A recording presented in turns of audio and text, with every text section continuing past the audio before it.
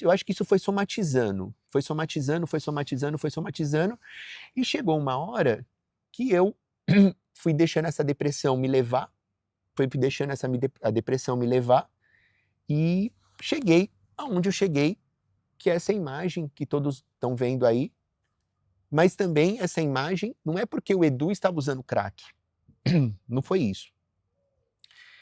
Eu fui percebendo que eu fui usando essa minha substância de uso, a minha substância que acabou se tornando preferida. Eu conheci, eu me permiti conhecer. Preste atenção no que o Edu vai falar agora. Principalmente pai, porque pai é tudo tonto, mãe a maioria é tudo tonta, ninguém sabe. Ah, mas eu nunca ouvi falar isso, meu filho é homossexual, meu filho é gay, eu nunca ouvi. Não, não tem isso aí não, Geraldo. Pais, fiquem atentos. Eu estou aqui numa clínica que vocês já conhecem, que vocês conheceram, o Brasil conhece, através dos meus programas de domingo. E que você vai saber que foi a salvação do Edu ter caído nessa clínica e pelas mãos de quem? Por duas mãos. Bem, esse comprimido que você está, essa droga que você está falando, é a droga chamada droga do sexo. A droga do sexo é a metafetamina, mais conhecida como crystal. E ela pode ser usada de duas maneiras. Ela fumada, ela é conhecida como tina, e ela injetável, ela é conhecida como slam. E eu... Essa tina, essa meta injetada, caindo no corpo, desculpa a ignorância, é como se fosse um Viagra, ela dá um tesão, o que é? Ela dá um tesão. Ela dá um tesão. Tesão físico mesmo? Tesão físico. Ela dá um tesão de deixar físico, o pênis ereto? Tudo. De dar vontade do quê? Tudo, assim. Tudo que se torna em relação ao sexo, te dá vontade de tudo, né? E aí, quando eu experimentei a primeira vez, foi fumado, e eu viciei na primeira. Eu me permiti a fumar, a conhecer, e eu me viciei na primeira, e aí logo em seguida... E você foi por causa do quê? Porque falaram que dava tesão?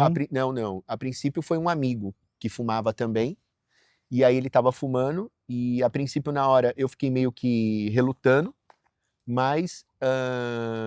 E aí eu me permiti fumar. E aí eu gostei muito do resultado, mas o que é o resultado que eu gostei? Que eu que estava vindo de uma depressão, que eu estava vindo de uma vontade de morrer, que eu não tinha mais vontade de viver, naquele primeiro momento, ela me cicatrizou uma dor que estava, sabe? Tipo assim, eu parei de sentir aquilo, aquela sensação horrível que eu estava, né? De mal-estar, de não querer viver, que eu estava olhando a vida de uma forma muito negativa. Nossa, eu fiquei feliz. E depois foi pelo prazer, e depois foi pela dor. A última agora, eu já não tinha nem mais vontade de usar, mas eu tinha a necessidade de ter ela no meu organismo para suprir uma dor. Você chegou a injetar? Cheguei a injetar, eu usei ela das duas maneiras, como eu falei para você, e cheguei, Geraldo... Tô olhando pro teu braço, tá? Essas marcas que eu tô vendo? Não, essas marcas não. Não, tá. Mas eu tive um momento de estar com o braço, né? Todo machucado, porque o que acontece? Quando eu conheci alguém que sabia injetar, que sabia pegar a veia, ok. Quando eu tentava me injetar e que eu perdia a veia, eu ficava com o braço cheio de hematoma. Aí o que eu comecei? A usar a blusa de manga comprida, para que as pessoas não percebessem o que estava acontecendo. E você ainda maquiando, Eu ainda maquiando. Você nos corredores de televisão. Nos corredores, cumprindo com os meus contratos, cumprindo tudo. Chegou uma hora que eu não consegui mais cumprir. Quando foi isso? 2025. Você estava com quem trabalhando profissionalmente? Estava maquiando quem? Eu estava atendendo ali, estava atendendo todo mundo que me chamava, eu estava indo. Noiva. Eu estava, na verdade, mascarando. Eu mascarei durante muito tempo, assim. Então, até que chegou um dia que não deu mais, porque eu comecei a emagrecer demais. E para quem me conhece, sabe que eu sempre fui rato de academia, que eu sempre gostei de ser marombado, que eu sempre gostei de ser bombado, essas coisas todas. E aí as pessoas me perguntavam assim, Edu, o que você está fazendo? Aí eu falava que eu estava fazendo dieta de proteína. Eu estava me auto-sabotando. Você não contou nem para a Lívia? Não. Porque a Lívia, ela Não. Ela bate o olho, ela sabe das coisas.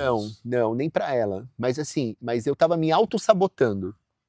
Até que chegou um dia, um grande amigo meu, chamado Sérgio Ferreira, empresário. Ele viu o que estava acontecendo, aí ele me chamou e falou, o que está acontecendo? Aí eu falei, e aí ele falou, vou te internar agora. Eu tive uma internação o ano passado de 4 meses e meio, era uma internação de 6 meses.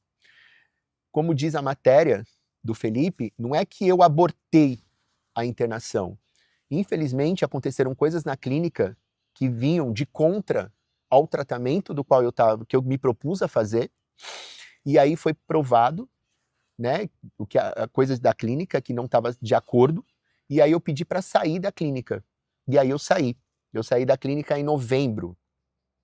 Aí eu fiquei dezembro, janeiro, e agora quando foi em fevereiro, no meio de fevereiro, eu recaí. Eu recaí por motivos também pessoais, de coisas que eu tive que enfrentar. E aí foi quando tudo aconteceu, e aí eu fui resgatado pelo Castanheira no dia 12 de junho. Eu fui resgatado por ele. E ele se propôs, os meus amigos ficaram muito preocupados. A matéria, né, como a gente já falou, repercutiu demais, tomou uma proporção que até eu fiquei assustado. Por que você estava naquele local lá, naquela região? Porque a maneira que eu estava definhado, né, a maneira que eu estava descaracterizado, que não era mais o Edu que as pessoas conheciam, eu falei, eu vou entrar na Cracolândia. Eu não tinha mais dinheiro, tá? Eu tinha vendido tudo já. De roupa, meu guarda-roupa, relógio, fone, celular, essas coisas todas, tudo eu troquei por droga. Pela minha substância de preferência. E chegou uma hora que o dinheiro acabou. Que não tinha mais o que fazer. E aí eu peguei... Você parou de maquiar, então? Parei de maquiar. Totalmente? Totalmente. Parei de maquiar. Você saiu de cena quando, profissionalmente? Eu saí de cena no final do ano passado. No final do ano... Mesmo ainda no final do ano passado, eu fiz algumas coisas. Mas que eu saí mesmo foi esse ano.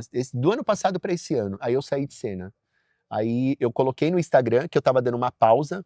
Eu cheguei a escrever, eu fiz uma postagem no meu Instagram, que eu tava dando uma pausa, mas não falei o que era. E aí eu fui pra Cracolândia com o único intuito de sair de lá morto. Eu queria que as pessoas tinham a imagem do Edu que elas tinham do Instagram e da televisão. Eu falei, eu vou entrar dentro da... Só que na minha cabeça, a Cracolândia era aquilo que eu via na televisão, porque eu nunca cheguei perto de uma Cracolândia. E na televisão mostra que era uma feira, né? Eu lembro da novela que a Grazi Massafera fez, que ela fez uma dicta. Então eu imaginei entrando naquela feira e me escondendo no meio daquela feira. Só que quando eu cheguei, aí falaram pra mim que não existia mais a Cracolândia. E aí, essa foto que o paparazzi pegou, eu tava na Praça Princesa Isabel. Só que ali eu conheci traficante, ali eu conheci usuário, ali eu conheci todas as pessoas possíveis e imagináveis que você possa imaginar. Só que eu nunca... Deus é tão bom, e Deus vem falando comigo, Geraldo, que assim, eu nunca precisei me prostituir, porque normalmente isso acontece, né, para você poder usar a droga quando acaba o dinheiro. Eu nunca fui roubado, nunca ninguém me bateu. Eu cheguei aí para dentro de favela e nunca me aconteceu nada. Mas eu dormi na rua. Quanto tempo, isso que eu ia falar, Edu? Quanto tempo de rua mesmo, assim, de morar, de ficar na rua, quanto tempo? 15 dias. Deu uns 15 dias. Mas o que acontece? Nesse período de 15 dias, olha o que eu fiz. Eu tinha convênio, né? E eu me internava nos hospitais. Eu me internei na Santa Casa de São Paulo e me internei num outro hospital. E aí eu chegava lá e falava para eles que eu tinha depressão e que eu estava pensando em suicídio. Eles me colocavam na ala psiquiátrica. Então o hospital conseguia me segurar pelo menos 5 dias. Então durante 5 dias eu tinha comida, eu tinha aonde dormir e tinha como tomar banho. E no último hospital do qual eu fui tentar fazer isso, que eu estava lá, o enfermeiro viu a matéria.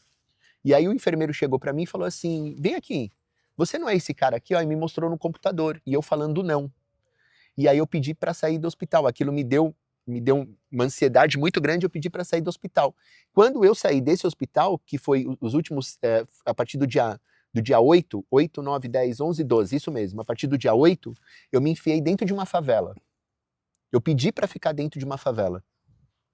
E aí eu fiquei dentro de uma favela durante esses dias até ser resgatado. Aí já tinha o pessoal, Fernanda Félix, que você conhece, a Vitória, todas as pessoas que também já conheciam o Castanheira, e eu não conhecia o Castanheira. Olha que engraçado para você ver. Na clínica que eu fiquei o ano passado, a gente estudava o dia inteiro.